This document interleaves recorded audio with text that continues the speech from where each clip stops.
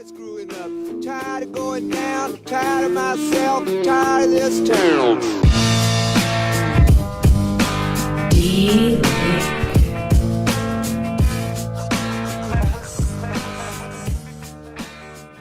Eminent Waste of Time, episode 33. I'm Doug. And I'm Chad. And we were just discussing Chad's financial wealth and, independently wealthy and doesn't need to work again. Yeah, right. Okay, so I'll back that up a little bit. So one new development we've had here at Eminent Performance is we now are making... We are making it. Well, we are. I mean, we're not physically making them, but we're having them produced, which is the same. Chinese children. It's the same thing anymore. They're interchangeable terms. We are making Eminent Waste of Time shirts now. Yep, there is. Unbeknownst to me, I just got an email from Chad, or not an email, but an instant message one day that said, "Hey, what do you think about this?" I'm like, "Well, that's a thing." Next thing I know, they're on a shirt and it's done. Evidently, enough of you out there not only want to admit that you listen to us, you want to wear something that shows that you listen to us. So the first shirt, and there's just one design of shirt so far. This is really kind of a pilot program. It says stupid things with Chad across the back on the bottom of it. And then it's got a little nacho chip saying, "My salsa tastes like whiskey." And he's standing on a salsa jar. It says whiskey salsa. And the only reason it says "my salsa tastes like whiskey" instead of being misspelled is because Doug caught it. After it was in production, Chad's like, "Well, I can stop it. We'll just redo another one." Steve bought one. He's getting one misspelled. Okay. I told him, I said, I'll buy it back off him. He goes, so "Nope, much better. I'm keeping it." It's like, all right, whatever. That makes it so much better. So Chad forgot the S on tastes. So It just says, "My salsa tastes like whiskey."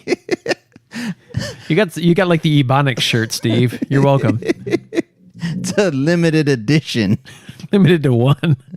I have to check you on everything. Like Short Bus. But not only can you buy a properly spelled whiskey salsa shirt, There's hoodies. And women's t-shirt. And there's a flag. There's a flag. It doesn't. That's not whiskey salsa though. No, it's just Eminent Waste of Time. Yes. Okay, so there's a flag you can probably fly. Beach towel. There's a beach towel, and there are socks. Yeah, I'm gonna buy the socks. And that's what I told Chad. That just means you have way too much disposable income, because we see this logo all the time. We had this logo created. We made this whole stupid thing, and now you want it on your socks. I think it's and we're hilarious. Not getting these for free. No, I'm buying them same as you guys are buying them. And on the shirts and stuff, Teespring, the company who are going through to have it done, they suggest a price that you market at, and like that's for us to actually make money on it. I'm like, nope, dropping that price. We're not really making anything off these, so don't think that we are. It's really just a few. Okay, so like we $1. had a chance to make money at something on this podcast, and you deliberately sabotaged it. Yes, I have. Wow. I didn't say I was the best businessman ever. I've never have said you're the best businessman ever. I've never accused you of that. I am entertaining, though. In the way that a monkey is entertaining and does stupid things. And here I'm contemplating buying a new laptop so I can do all this stuff more efficiently. More money down the tube as you cut us off on the other end. Burning that candle from both ends with a blowtorch. Oh, well, I guess we're having fun or something. I'm enjoying it. Hope you all are enjoying it. It seems like you are, because the numbers seem to be growing. Yeah, we've, like I said, we never really know the actual numbers. However, we've told you before in the past that Google never gives real numbers, even if you're above a certain threshold where they're giving you supposedly numbers. Yeah. Now they're giving you fake numbers instead of zeros.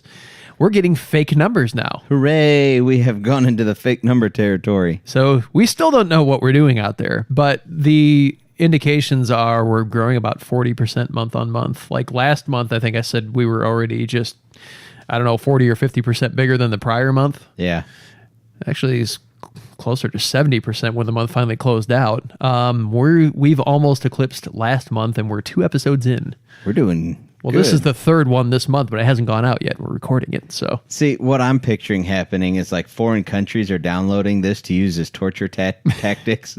That could very well be happening. Or like anti-Western propaganda. Look at these idiots. This is the enemy. Become like them.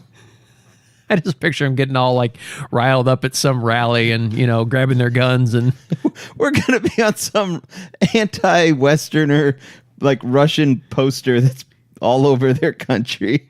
Probably because the name of our show, just look at it. They just flaunt that they waste time. Oh, that'll be great. I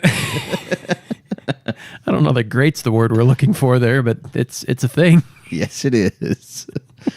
Oh. So anyways, all that's to say, thank you very, very much for your interest in the podcast and the fact that you guys are actually interested in buying shirts and associating with us and all that stuff. Honestly, we're having a blast doing it. Yeah. And the only reason we're doing this is really, we talk about doing this if nobody was listening. I'd drop out, but I might, I wouldn't know. No, we're doing this because you guys enjoy it. You're getting something out of it, and that just makes it worth our time to keep doing. So thank you so very much. And again, if you want to help the podcast out, really, we're not looking for money donations. If you want to buy a shirt, great. We'll make $1, and maybe we'll have a dollar wall behind us with like $3 on it.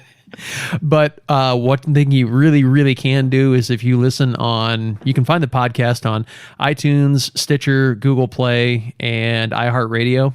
Yep.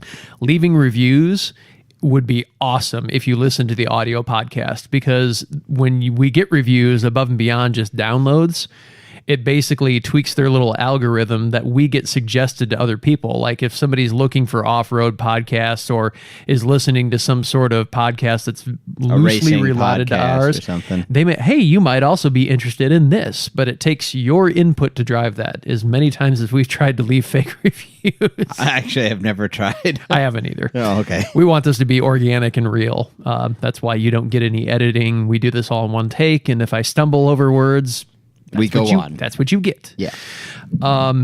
So, but the very best thing you can do realistically is on any of those forums or even YouTube, just leave a comment about, that you like the show, that you hate the show, that we're idiots, that we're great. It doesn't really matter. Any attention is good attention in this arena. Yep. We'll take it. So if you could do that, that would be fantastically awesome. And the fact that we're now getting real fake numbers suggests that, more and more people are listening.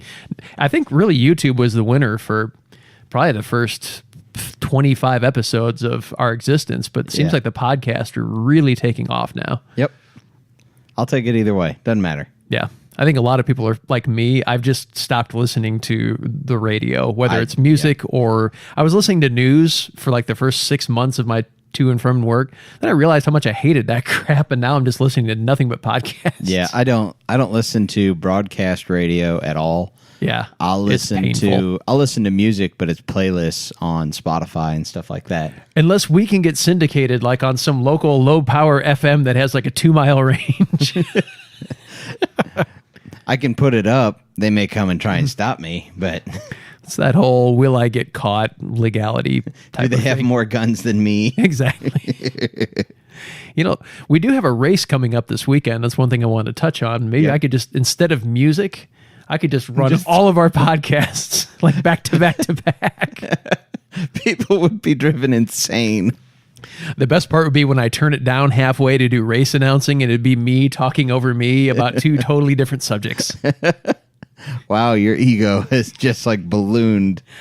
Wait, where did I say it was going to be good? I didn't. Yeah, see? No but ego. It's all kinds of you. Oh, I'm sorry. You're the one on the shirt, sir. No, do I look like? Well, I might look like a nacho, but it's a nacho. Your name's on it. Okay, I'm nowhere to be found. That's because it's stupid, Mr. Ego. Speaking of stupid things, you might recall from episodes of the poop smearing robot. Chad now has one of his own, and he was telling me he's safe. It's like, I don't have dogs. I don't have any kind of pets. I'm safe. I'm like, you have kids. You are by no means safe, sir. Yeah, kids could poop on the floor, and then it'll just smear that around. I didn't quite plan that far ahead, but I'm really hoping that doesn't happen, but I'm not discounting anything. For many, many reasons. Well, actually, did you see Boston Dynamics? They've made the mini spot, so it's their most compact four-wheel, looks like a dog, four-legged dog. Yeah, four-wheeled dog. That'd be kind of cool too. But they are going to start selling those in 2019. I saw that. They're going to sell them initially just to businesses for security or surveillance, that kind of thing, because it could roam around and record video, which would actually be pretty useful. Yep. But they're saying after that first tier, you can buy them as just plain old fork over the cash. They didn't say how much, though, yet. No, I haven't seen official numbers. I did see somebody say that they thought they would be in the $60,000 to $65,000 range. Yeah, it's pretty expensive for a pet robot dog. But you could tape a vacuum cleaner to it. I could. Go forth and vacuum. Wait, we're a business. Yeah. We don't have that kind of capital. I mean, actually, we don't have. We need to sell a lot of shirts. So if you want us to buy a robot dog by 2020, I will mount a turret on that sucker. we need the one with the arm that can open doors. And it can hit, like, wrench. Yeah, You just know. hand me tools. Yes. What am I going to do? Video. Maybe I've been replaced. I've been replaced by a robot dog. There you go. Happens. Man, technology is cruel. Skynet is here.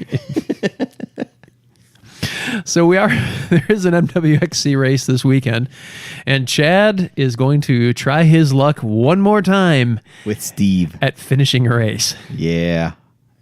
Steve got extra belts and tools. He bought a new one. Okay. We're running on a new one this time.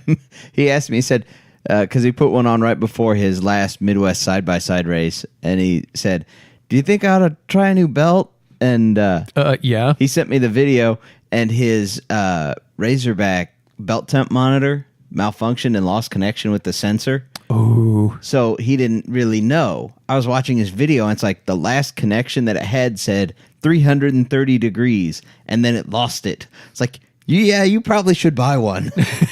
Maybe so. And that was like a lap and a half in or something. I mean, it was like, it was only going to get hotter. We knew that. Yeah. So we're on a new belt. Although he just found out today that he broke some steering parts.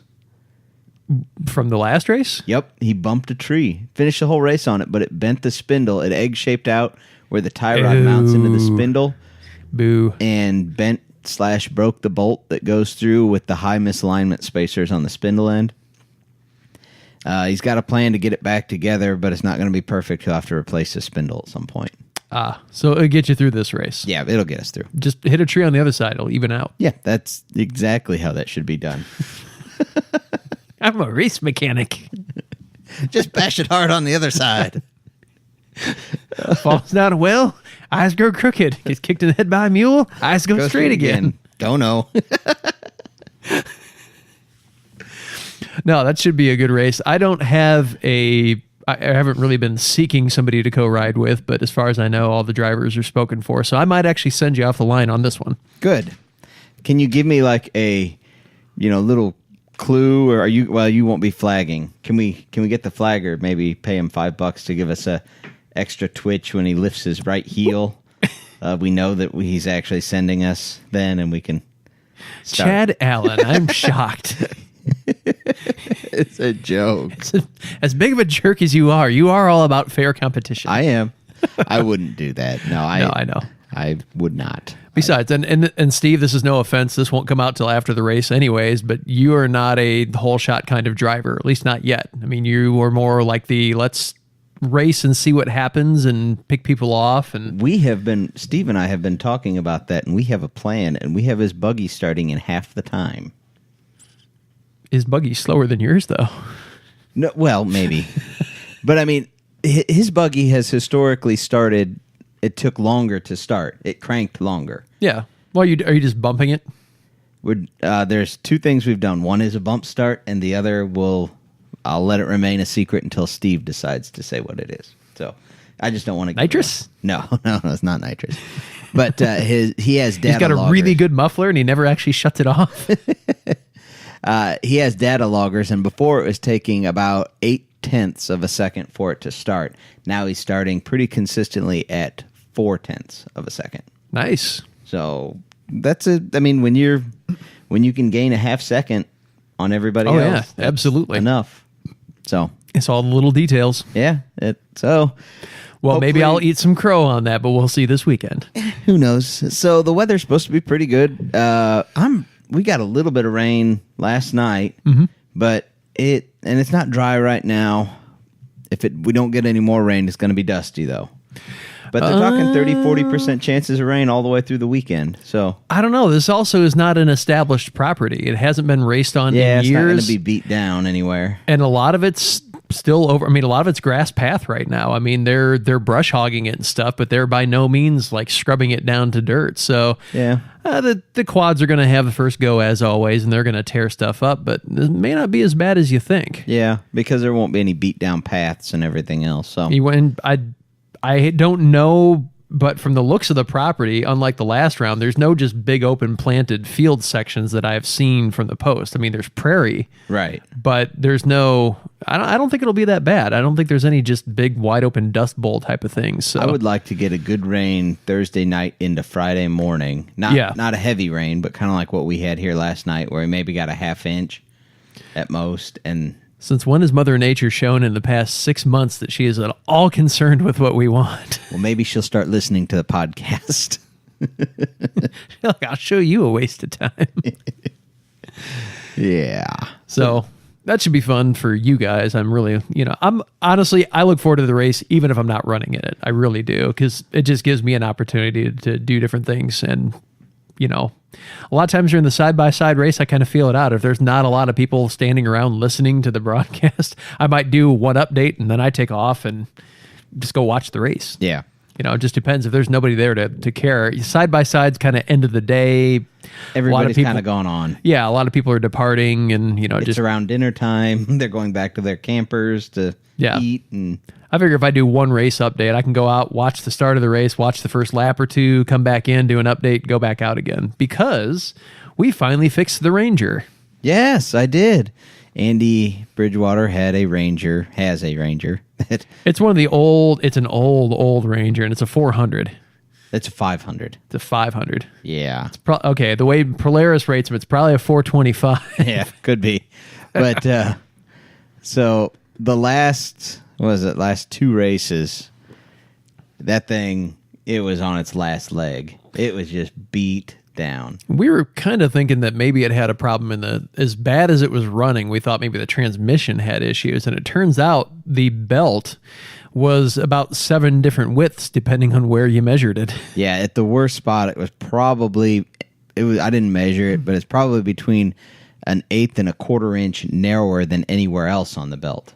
So when you took off, the net result was it would, the thing's sitting there down in the sheaves, but it's basically hitting the low spot or the high spots and not the low spots. So the wheels would turn in like 1/4 turn increments, just like chunk, chunk, chunk, chunk, chunk, chunk. It really felt like you were driving on tank tracks. Oh yeah, it was bad. Even when you got moving, it was just rattling and banging, and it did. It sounded like an old World War II movie with the tanks rolling around. Yeah. So yeah, it's pretty good now. It does good. It's nice and smooth again. So now I've got wheels I can actually get around the racetrack, which will be nice. Well, I brought you my Razor last time, so you did, but I was without. I was trying to not, abuse the privilege either, though. Yeah.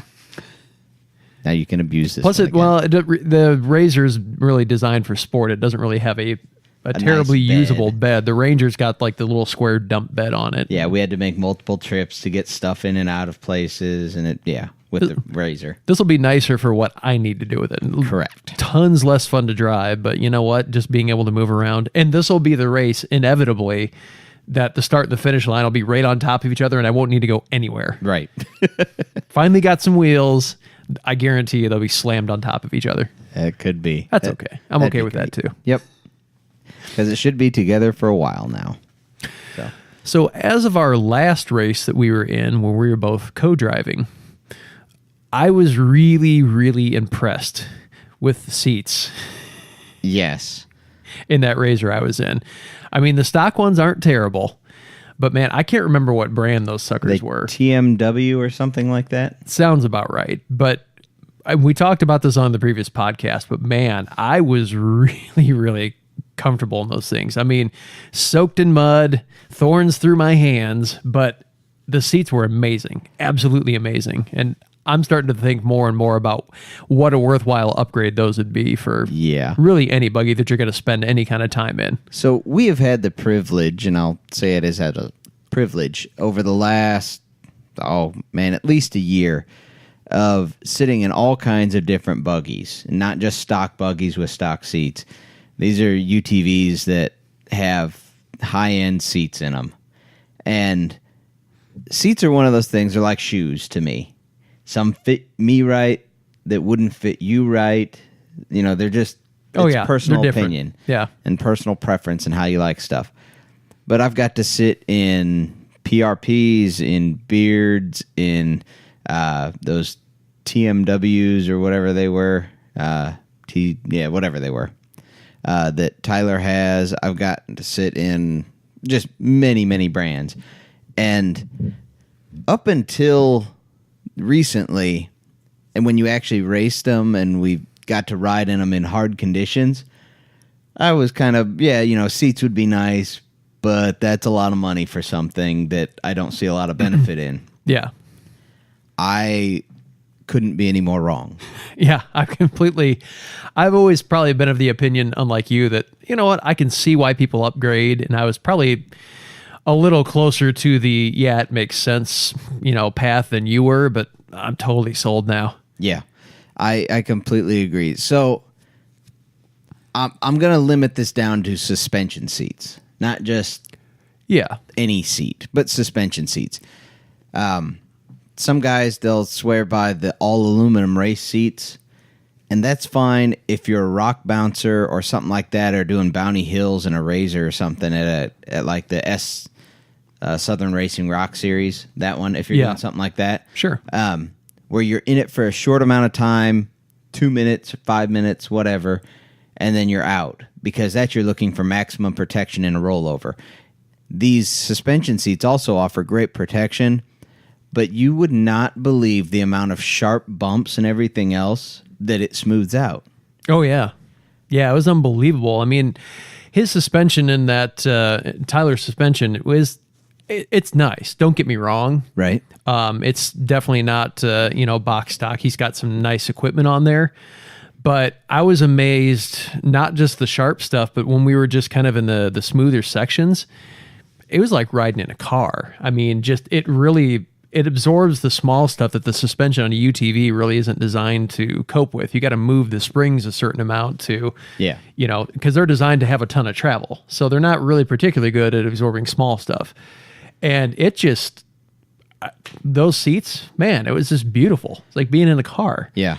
And for the type of riding that we're really setting out to do this year and have already done, we're in this thing for a while at a time. I mean, we're not just in it for even just a 60-minute race. We're going to be doing some rides that are, we've already done a ride that's considerably longer than that, and we'll be doing other stuff. So yeah, we were in Michigan. We were in it for 5 hours. Oh yeah, or so, a little more maybe. I don't know. However long we were. Yeah, 5 to 6 hours. And so for expedition style riding, heck yeah. Yeah. The bolstering on an aftermarket seat. Now there's different levels of bolstering also, but sure. To have that extra bolstering to hold you in where you need to be. It's like Steve Mueller, his seats in his race buggy they're PRPs. I'm pretty sure they're PRPs, but they're that style. And he got the high bolsters. He wasn't really sure if he liked them all that much, but I think for racing, I really like that high bolster that holds you in. Oh, yeah. Tyler's seats, however, and Matt Hecker's, they were... Well, Matt has the Beards. Tyler has those TMWs or whatever they are. They're a little lower bolstered, still suspension seats, but much easier to get in and out of. Oh yeah, for sure. So it's kind of, you can pick whatever fits you the best. And, a high bolster seat, if you're a big guy, you may not like that high bolster seat holding you that tight. If you're a smaller guy, you may want that. They have wide seats. They have standard width seats. They have all different kinds of things. And I think if you're looking at a high bolster solution because you're going to be racing, or you just know you like the snugger fit of a high bolster, that's something you're really going to check out ahead of time to make sure it fits you, because you've got shoulder width to consider, you've got hip width to consider, and I guess what I'm saying is there's more room for error Yeah. And a low bolster suspension seat where, okay, you kind of sink down, but it kind of molds to you a little more than you having to mold to the seat. Yeah.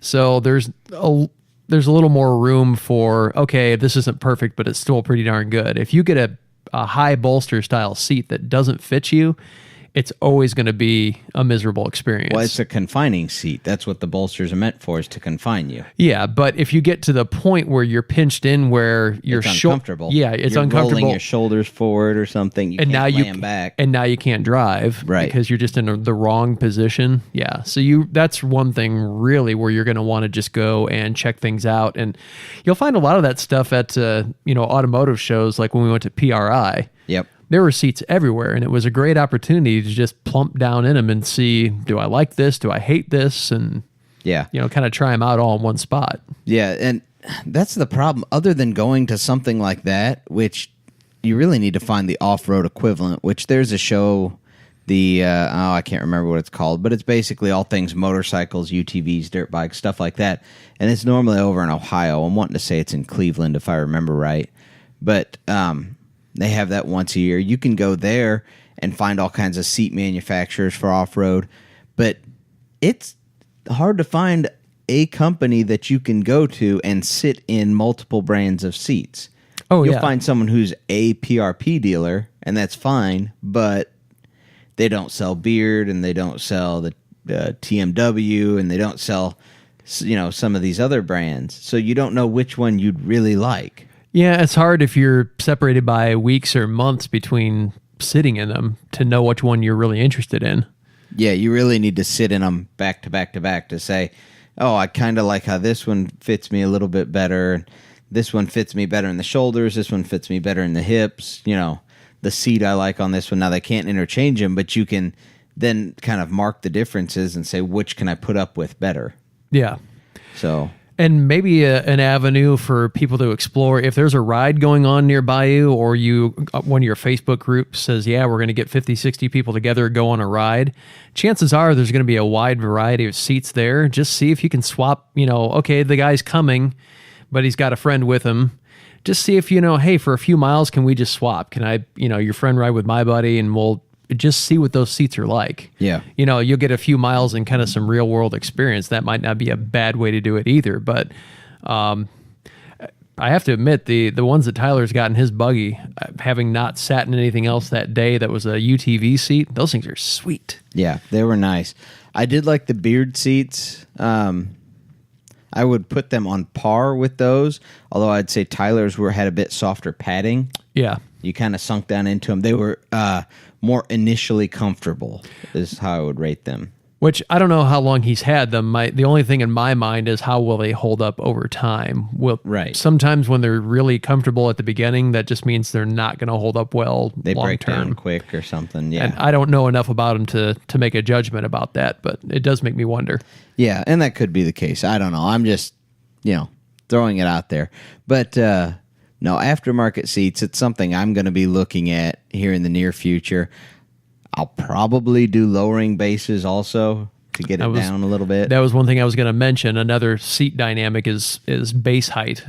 Well, the bases I'm looking at, they want to say they lay it back by 6 degrees, drops the rear of the seat by 2 inches and the front by 3/4. Okay. So it kind of rakes you back a little bit more, because that's kind of your preferred driving position when you're just in your vehicle, your truck. I do like to be a little bit more reclined. When you've talked about it and you said I'm basically laying down. You are. Gangsta lean all the way. Pretty much. But I think that'll give me a good middle of the road between the X3, which is very reclined, very laid back, and the Polaris RZR, which is more upright. And I don't mind it, but I don't think that little bit of recline will take away from the visibility that you get from the RZR.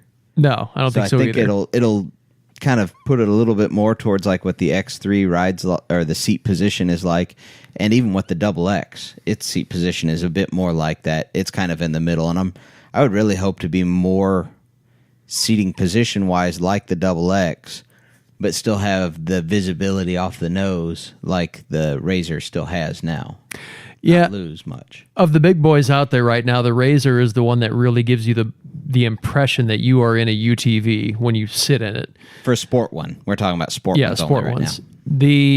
now. When you start talking about the XX and the X3, they've gone for basically more of a car-like vibe. Now, I guess that's the best way I can describe the seating position, is it feels more like you're getting into a car than a UTV. Yeah. Yeah, you definitely are more enveloped by the vehicle. You're more reclined seating position. Seeing where the front wheels are, they don't worry about it as much. You just kind of have to know where the front wheels are. Yeah. I'm not saying that's bad. It's just different. But most riders aren't doing what we're doing, i.e. going racing. I mean, Right. Most of them are in much more wide open circumstances where you don't have to worry about, I'm 64 inches wide and those trees are 66 apart. I need to thread the needle. That's just, or if they are, they're crawling it. Right. So It's not an issue. So, yeah, I don't know, my kind of thing on aftermarket seats, I would have said in the past, before actually getting to sit in a lot of them and use them good and hard, I would have kind of put them in the category of, if I had a whole bunch of money, yeah, I'd probably do it. But the juice wouldn't be worth the squeeze, to use the Doug phrase. Sure. Is what I would have said. Having actually used them, though, yeah, they're well worth it, especially if you're going to spend any time in the saddle. And if you're going to do any racing, I would say it's pretty much mandatory, because these seats I have here, the Razor seats, and are the same ones that's in my Razor. I've said it before, they're flexy. I don't notice it on a daily basis. But No. on occasion, I'll notice it. And I'm like, man, these things just move a lot. The backs move and everything else. Aftermarket seats just don't. They just don't. They're solid and they're there. So really, if we would have just waited a few months, you would have bought a Razor, bought new seats, we wouldn't have had to get these. Maybe. Or I'll just make like a 4-person set of these. Well, I was going to say, honestly, it wouldn't hurt to have another one, because we've got people that want to come on the show, and Yep. it wouldn't hurt at all. We're just going to put them on a little stool, turn a milk crate over. Speaking of the buggy, you got some other stuff coming that I do. I finally got you are full of surprises. I'm full of something. I got some skid plates that I'll be picking up this what weekend. kind of skid plates? They may or may not be plastics. So let's just back this up just a little bit. I'm not getting a Razor. I want an X3. I might want that XX, but I'm definitely not getting a Razor. I don't think I Fast said forward. it that way, did I? There was a lot of Razor hate early on. There was Razor hate, but Fast forward a couple months, I'm getting a new Razor. And then you actually did. Back up to the skid plate thing. I just think 1/8-inch aluminum is going to be so much better than anything else out there in the plastic front, and I can't see myself doing that. I know. Fast forward to the next discussion. Well, maybe I can see it, but I still think aluminum's better. And what here do I we get? are today. What is the date today? May 16th, So 2018. I got a really good deal on them. My pocketbook trumps my love for anything. I think you're going to love them. I I really think you do. I made this statement when we were talking about them before. I think they're really good for sliding and everything else. And I've never had a set that's actually this UHMW. I always get that confused. Ultra high molecular weight is what it stands for. But I've never had a set that's actually like that. All the other plastic ones, they get pretty grippy on things. Yeah. And I always like the aluminum because you could bash them pretty hard and slide over. The only thing that I'm not thrilled about, but I don't see it as being a super problem because of how my Razor sits, is you had to go thicker. So these are like 1/2-inch thick. Yeah. Where I could go 1/8-inch thick on everything else. On the CF Moto, I ran a very low buggy. Sure. It was very low. This one doesn't sit low, and I'm not planning on lowering it. I'll let the springs settle in where they will, and that'll be that. So, And I've said before, if you decide to replace your stock 29s with 30s, I gain that back right there. there's your height back. Yeah. But that was my only other beef with the plastic ones. I'll give them a try. I haven't said whether I like them or not yet. I'm going to run them until I rip them just off. had to give you I know. grief. And that's fine. I'll take it. Oh, that's awesome. It is what it is. Like I said, I got a good deal on them. Picking them up this weekend at the race. I think for your plans with this buggy, I think they'll be perfectly fine. I think they will too. Yeah. Really for almost anything anymore. I mean, I think there are still certain applications where you may want to go aluminum, but with the density of this plastic and the way it's set up, I mean, yeah. Can't really go wrong. No, I don't think so. Yeah. So, and we have other stuff that will be coming soon, but I'll keep that under wraps. It's from a new supplier. Supplier? Sponsor? Yeah. Person? Them. Okay. We'll get to them towards the end. So one thing I want to make sure we had time to get to, I'd say we did a bunch of research, but actually I just found an article, but I thought it was kind of interesting. We read it. Did you read the whole thing? Yes, I did. Crud, because I was kind of thinking I should have kept this under my hat and like quizzed you on it. Oh. But now you know. Well, I don't remember it. Oh, okay. So good. If you want to quiz me, I'll tell you ones I don't know. So what this article is it's basically untangling the alphabet soup that is the Can-Am lettering system. So they give a good example here at the beginning. What's the difference between a Can-Am Maverick X3 XRC Turbo R and a Can-Am Maverick X3 Max DS Turbo R? There's a lot of different letters in there. I would have to write them all down to decode it, I'm sure, but yeah, but they do throw a lot of stuff in there. So they've gone through and done all of the breakdown in terms of what all those letters mean. So along with us, you guys are going to get a great education here, and you will look like an absolute Can-Am fanboy because you'll be able to walk up to any of them and know exactly what they are. Yep. So with no further ado, this is Trivia with Chad now. This is Trivia with Chad. Okay, I got to turn this slightly. That's fine. I can't. Okay. Yeah, it's fine. You're good. It's reflecting off the windows out there. So the R models, what does the designation R mean? The R, I don't remember if the R actually stands for any specific word, but R always means higher horsepower than the standard model of that. So if it's a Maverick, like R, it's higher horsepower than the standard base model Maverick. You are correct, and it does not stand for anything. So R can stand for race or rad or something like that. Racial. No, we are not going there. DPS models. That it stands for dynamic power steering. Yes, indeed. And Can-Am, and this is one thing I do like about Can-Am. I have no complaints about my Razor's power steering, but I do like this, and I really do wish more UTV models had this, that you can select between 3 different modes of power steering, like a light, medium, and heavy, where it interacts differently with you. I think that'll be more and more common down the road because I think a lot of people want that. I would really like to have that. I don't know how I like the numb, weightless steering like a 70s Chrysler. No, I really don't. That's terrible. But I can see where that would be very, very good to have in several scenarios. Oh, sure. So, yep. All right. How about the DS models? DS? What was the DS? Doug Southworth. No, it's not. Those are the ones that I believe are set up more for desert racing or desert running type thing. Is that right? Yes, they are. They're the Desert Storm models. Yes. I couldn't remember the word designation. Beadlocks are normally on there. Yep. They have power steering, I think, normally, but that does... Nope. Okay.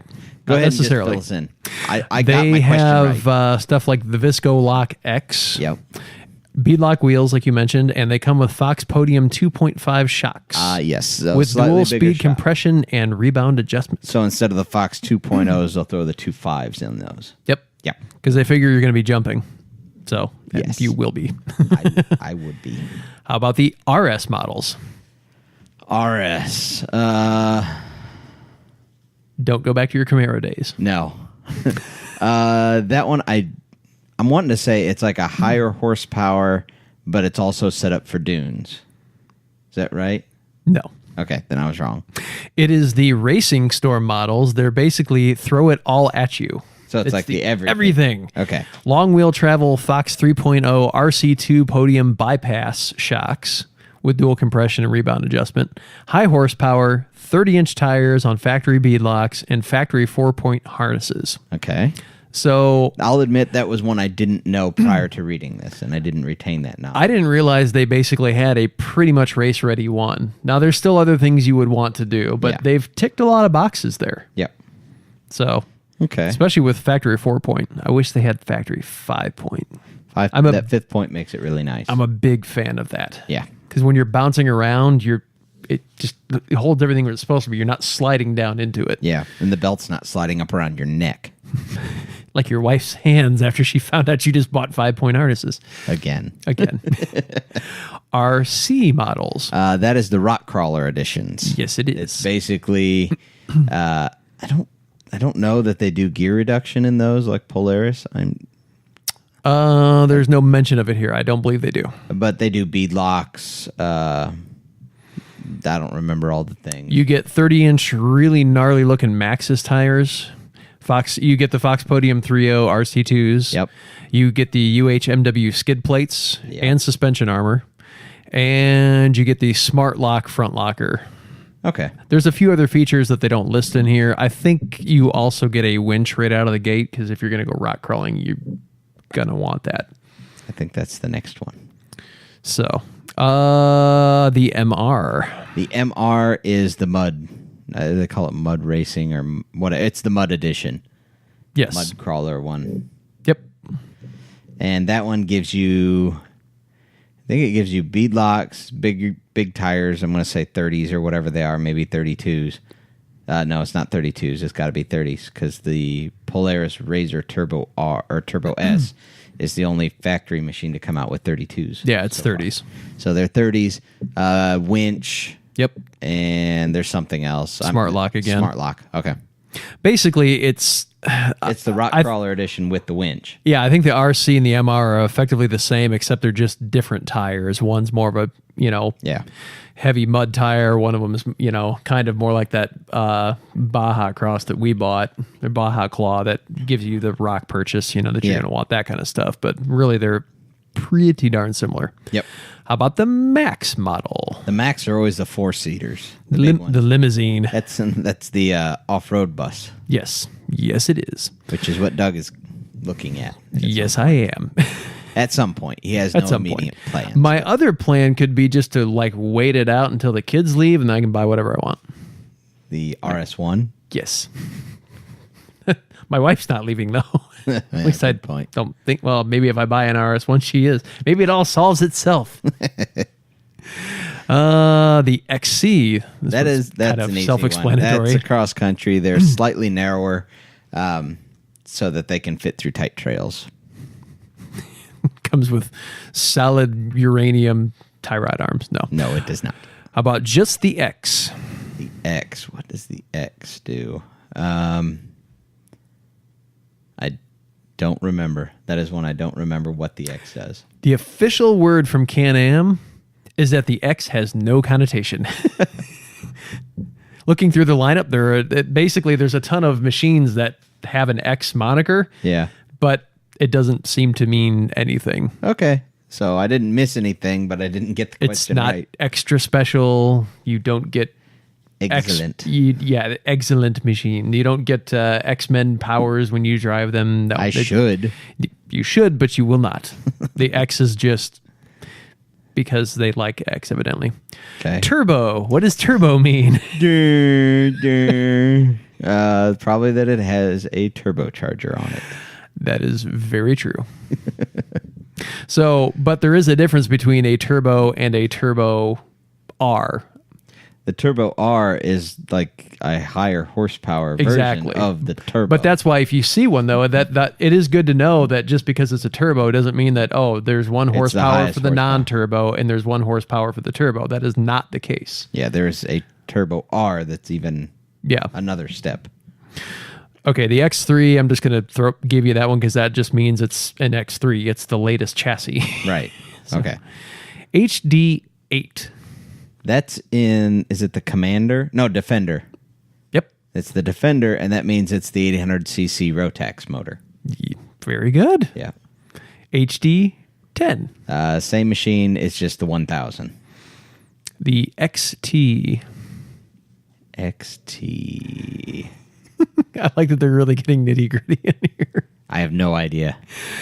Found on both Outlander ATVs as well as the Defender UTVs. The XT means these models are equipped with DPS, cast aluminum wheels, Maxxis tires, a poly roof, and a 4,500-pound winch. So it's like a trim package on those. Yeah, basically. Okay. But it's kind of a very specific trim package. It's kind of interesting. Yeah. Okay. That's good. I mean, that way, you get a loaded up one if you're going to buy one from someone and they're like, oh, I put this on, I put this on, I put this on. It's like, no, that came with it. I mean, you know what this whole thing reminds me of? What's that?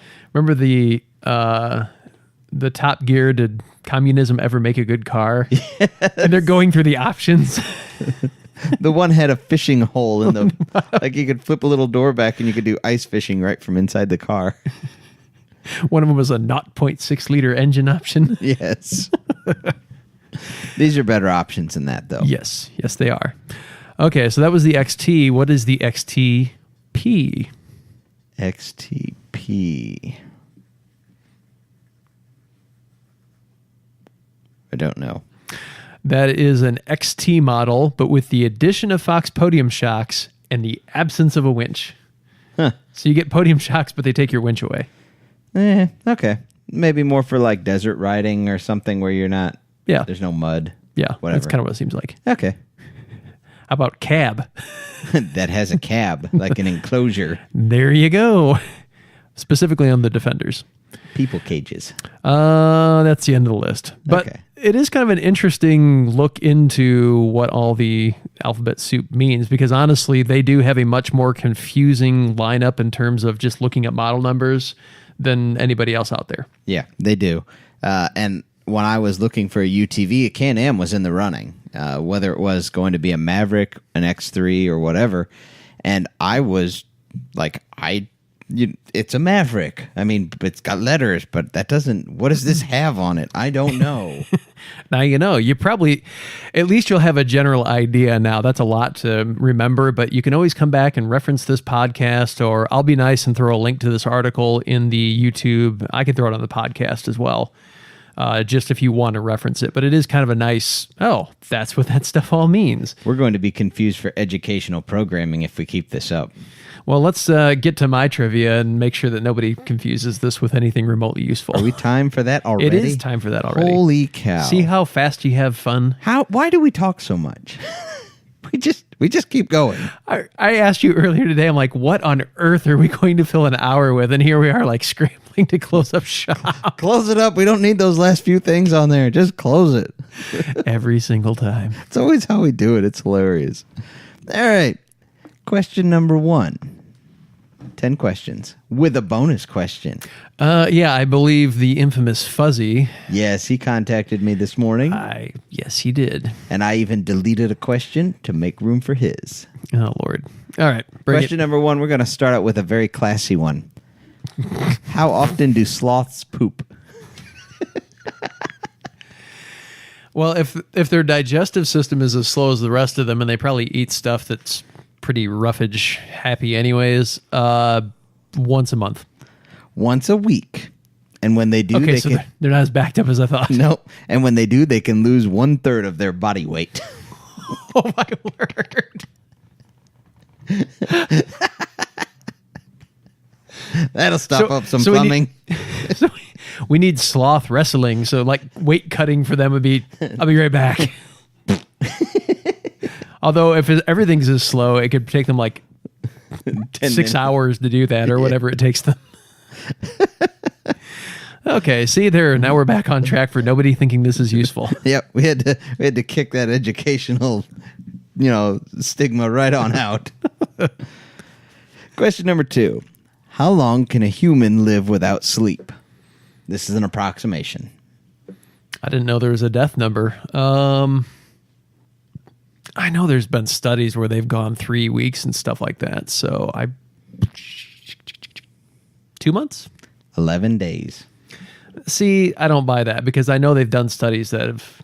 Well, but normally those studies are like people will fall asleep. They don't purposely let them get X amount of hours. I don't know. I think that one's dubious. I'm willing to test that one out. Okay, stay up for 11 days. Okay, question number 3.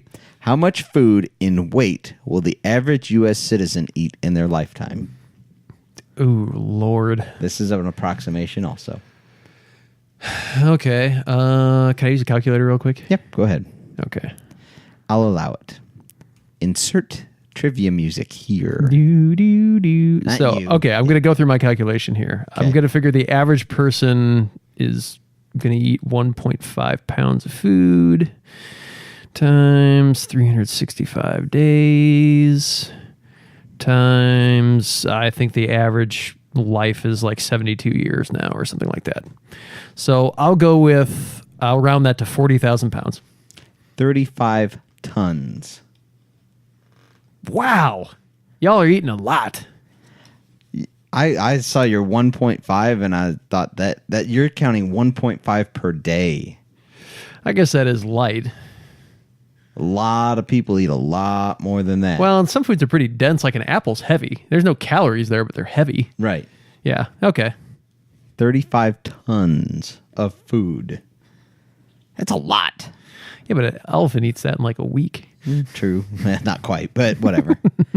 Okay, question number 4. In a human's life, how many times will your skin completely replace itself? That really depends on the human and how stupid they are. Good. But Yes, these are approximations. why are you giving me all this bio trivia? I don't know this stuff. I don't care. I don't know. Why not? I guess I'm learning. Let's completely replace itself. It's probably pretty low. Well, I don't know. Let's go 23 times. 900 times. Okay. You went let's go low. I was thinking, no, you should go pretty high. 900 times. Again, I have no clue. This is not the kind of trivia I normally associate myself with. Not this trash trivia. Now I know. Next time somebody asks me. Yep. Okay, this is our question from Fuzzy. Oh, boy. Fuzzy has brought us question number 5. Oh, joy. How many manned missions went to Skylab? Fuzzy he's a space nerd, as we've mentioned before, but for the new people, he's a space nerd. He knows all things space. So I'm going to make him really mad and say 542,000. he's now like hitting his dashboard or whatever. I know. It's the best part of this. 3 have gone to Skylab.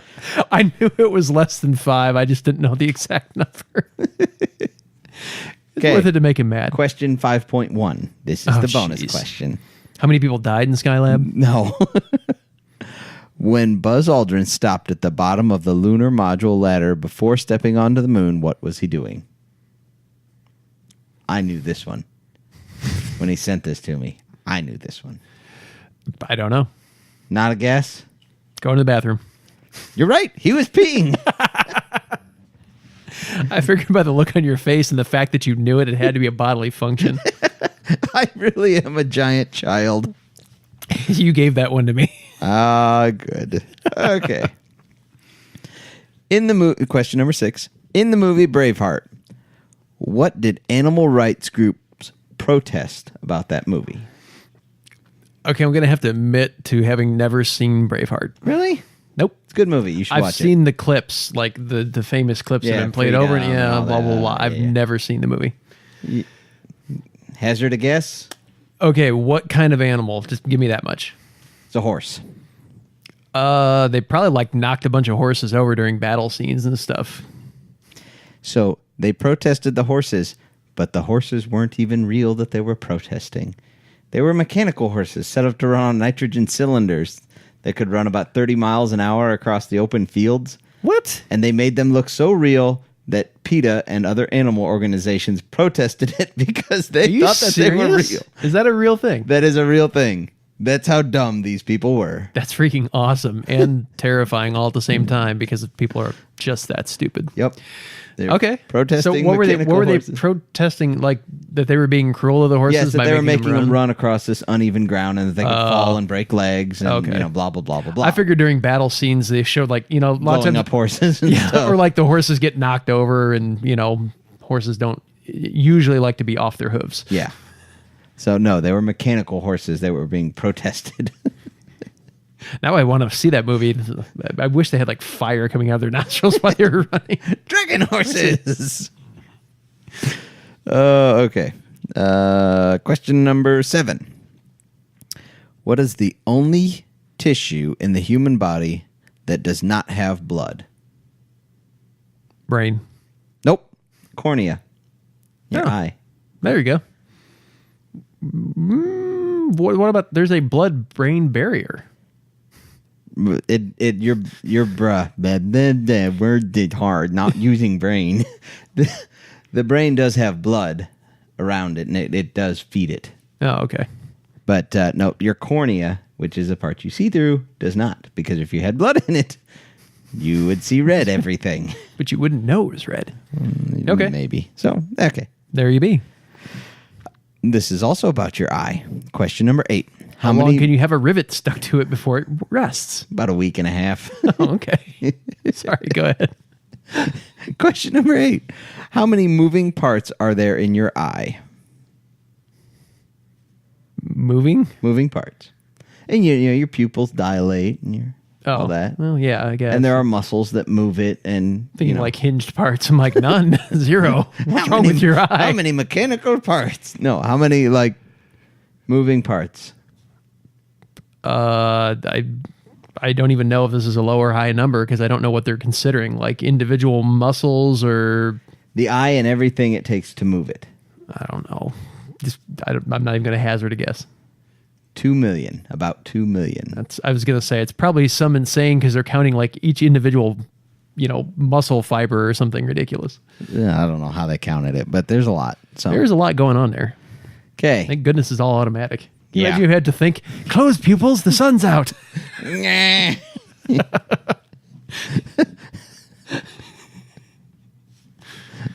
Noises are great. Question number 9. Moving on, because it's better that way. How long does it take for a pineapple to grow to maturity, like to where you can eat it? I don't know. I'm guessing it's a while because they only grow in warm climates. Like, I don't think they'd make it here. I don't think they do. No. I don't. 3.5 months. 2 to 3 years. Holy crap! It takes that long to grow a pineapple? Yeah. No, they wouldn't make it here because we have winters. Yeah. So I said, no, I don't think they'd make it here. Really? 2 to 3 years. That's amazing. It's amazing they're as cheap as they are. I know. They should cost like $900 a piece. I know.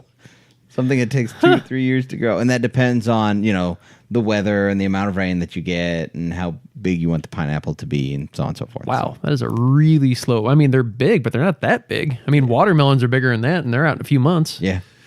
I would have thought, 6 months. Yeah. Maybe, whatever. Maybe 9 months. 2 to 3 years. Stupid slow pineapples. Okay, question number 10. In 1917, France offered freedom to its prisoners under what conditions? What year? 1917. A few years ago. 19. Okay, so end of World War I, basically. Yes. Okay. I have no idea. It's gonna be weird. You don't even want to guess? They had to learn to cook French cuisine. I don't know. They had to marry a prostitute and move to Louisiana. We're going there in October, man. I know. Are you sorry, sure? Is that a wise tale or is No, that it real? is very true. They Did you it. verify this? I did. Because you've had a lot of crappy trivia that's been wrong. No, this one is legit. They did this to help try and curb the overcrowding at the time in the country. So they were doing it twofold. Move the criminals out, take the prostitutes with you. If you marry a prostitute, is she no longer a... I don't know how that works. I guess you don't have to pay her anymore. I don't know how that's probably on an individual marriage basis. Prenuptials are involved there, I suppose. Well, I'm really looking forward to going to Louisiana. Sorry, Shane. And at all. Maybe they don't want us there now. I wasn't saying anything bad about you guys. Y'all seem great. Maybe I don't like French people. I don't know.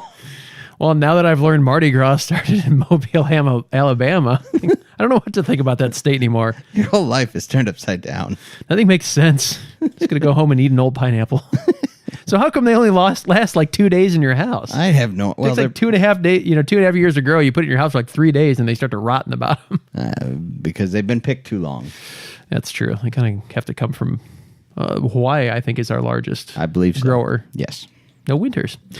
All right. Do you have a quick, stupid thing? I don't know. Do I? I don't remember all of them. I had you put some down on your phone, but that doesn't mean anything. No, it doesn't. Is speeding. Is that the one where you came to see me? Yep. Okay, that one's fairly quick. That one's pretty quick. Okay. So this one's about speeding tickets. So I used to ride motorcycles quite a bit. Currently, with children and all that stuff, it just doesn't work out because I'm normally going to pick them up and whatnot. Because you're old and no fun. Yeah, right. Anyway, so I used to ride motorcycles a lot. Doug lived about 3.5 hours north, and it wasn't uncommon. I would go up there and spend the weekend up with Doug and our friend Kevin and hang out with them for the weekend. So I was on my motorcycle, and I was like, I'm going to go up. I was married, whatever, but the wife, she won't ride motorcycles with me. She thinks I'm nuts. No, you are. So I'm on my way up there, and the road up there, it is like one road for 3 hours. It's very straight. It's very boring. It's a highway. It just rolls through cornfield. That's all it does. There's nothing amazing about it. So it's, Friday evening, and I'm on my way up there, and I'm rolling with traffic. I'm not blowing people off the road or anything. I'm just rolling with traffic. And cop pulls me over. The whole lights are going, everything. He pulls me over. I stop, take off my helmet. Very respectful, very nice to him. There's nothing, he wasn't being a jerk or anything. He was fine about it. He goes, "You know why I pulled you over?" I said, "Yep, for speeding." I said, I was going with the same speed as everybody else, but you picked me out. Said, "I'm not going to argue with you. It's the speed I was running. I won't haul you into court or anything. You don't have to testify. It is what it is. I'll pay my fine and I'll go on." And at the time, this was your FZ1 that you had put different sprockets on the front and back, and you didn't have your Speedo healer calibrated. No. So you, honest to goodness, didn't know how fast you were going. No, I was just rolling with traffic because I figured that was a safe speed to roll. Yeah, unless you're on a bike that looks like a crotch rocket. Right, which it didn't. So, whatever. So, no argument there. I went up, spent the night up there. I don't know, whatever we did. And I was coming back the next day down the same road. I'm traveling south this time instead of north. And lo and behold, I get pulled over again by a cop within 1 mile of where I got pulled over before. And this time I was furious because I was not speeding, because I didn't want a second ticket. I knew I didn't want a second ticket. No, you were actually losing ground to a Harley in front of you, weren't you? And a semi. And a semi. So I'd forgotten about that. So the cop, to pull me over, he was on the other side of the road. He was northbound. I was going south, and it's a grassy median separating the highways there. He comes through the median, sliding out of the grass, almost hits me. I have to take the shoulder to avoid being hit, and I think he's going after that Harley and that semi who just blew past me. Nope, whips in behind me and nails me. He gets out of the car. I take my helmet off. I'm going to be as respectful as I can be about it, but I'm pretty hot at this point. And he goes, "You're out there just terrorizing the road. I'm going to haul you in," and all this. He's just mad. I mean, he's instantly mad at me, and I don't know why he's mad at me, because there's no way he clocked me when he almost hit me coming through the median. Yeah. But whatever. And he goes, "I got you going," whatever it was, 73 and a 55. And I was like, "There's no way." And he goes, "Yes, I did." I said, "You can say it all you want. That doesn't make it true. You're going to stand here on the side of the road and say I was running 73, and I'm going to tell you there's no way in the world I was, because you almost hit me coming out of the median." And I said, "Best thing you can do is just give me my ticket. Let me go on." And he was mad. I mean, me being calm about it, I think, made him madder because I wasn't, fired up or whatever. So, long story short, you can't... I couldn't fight the ticket because I'd had two so close together. Oh, jeez. I couldn't get any kind of insurance break. I had to take defensive driving on that also. And you spent what? $350, $400? Oh, it was like $450 or $500 in tickets that weekend. It was a rough one. You must really like me. So You spend that much to come see me. yeah. So quick side note on the same story. When I had to take defensive driving, it was all online now, obviously. And you're supposed to watch this video. You can't fast forward through. You can't take the test thing until you do it. I just hit play, walked away, came back at the end, took the test. Like 98% right. Good enough. I'm like, pick the most boring answer. That one. That's the one. I got to be honest anymore. I don't own a bike currently either. I, like you, owned them in the past. I used to ride a lot more, and I still would like to get back into it, but I don't think I would ride anywhere without a GoPro on my helmet anymore. People are nuts. Because people are nuts, and cops will pull you over if they're just in a bad mood, because if you're on a bike, you're speeding. If it looks at all sporty, you're speeding. Yeah. And I would love to be able to look down at my Speedo, make a comment, oh, a cop's pulling me over, look down, you don't hear the engine pitch change. This is the speed I'm going. Yeah. I would love to have that in my back pocket, because it does seem there's just a disproportionate amount of people that get pulled over on bikes because they look fast. Yeah. I've had it happen several times. I've had several driving awards. And to be fair, though, I think it's just fate coming back on you, because there's a lot of tickets you should have gotten that you have not. No. So I'll make it real quick. I went down to Deals Gap several times when I had motorcycles, because there's 318 turns and 11 miles on the one stretch of the road there called Tail of the Dragon. And there's other roads just like it. I would spend about 48 hours down there, and I would go through at least a full set of tires. Oh, yeah. In 48 hours. I was, and I'm not doing burnouts. I'm just blowing the edges off these tires. So maybe I was going faster than the posted 35. Slightly. So, well, we better put a bow on this one and call it episode 33.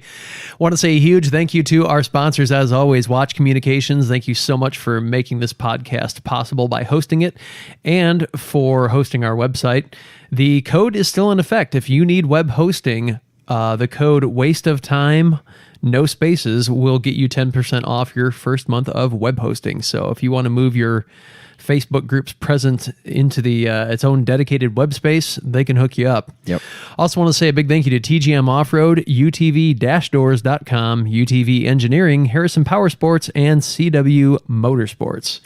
And we have one new one. We do have a new one. Which is amazing. People are rolling in. Yeah.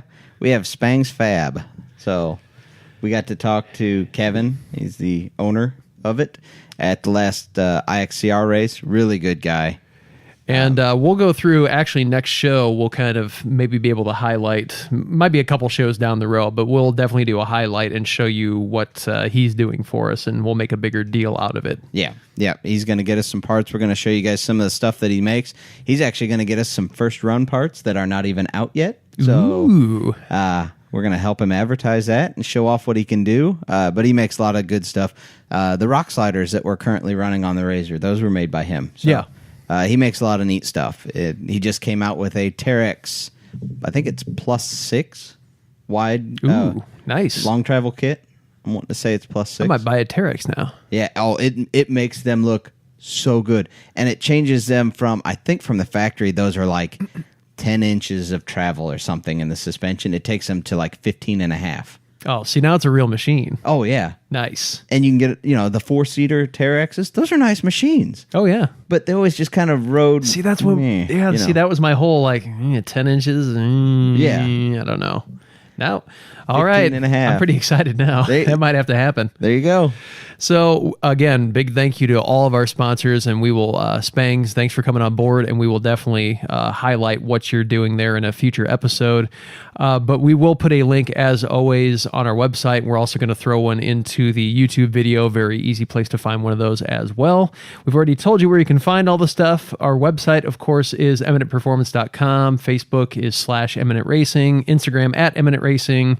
And the podcast, once again, on iTunes, Google Play, Stitcher, iHeartRadio. Yep. And that is way more places than we should be on the web. We are everywhere. We're on Instagram too. Yeah. And we're doing stuff We're on active there now. on Instagram now. We're trying. It's better. Yeah, we're trying to make a presence there. So All right, everybody. And no matter how many driving trophies you have to your name, thanks for riding along with us. Thanks, guys. I'm tired of going down, I'm tired of myself, I'm tired of this town.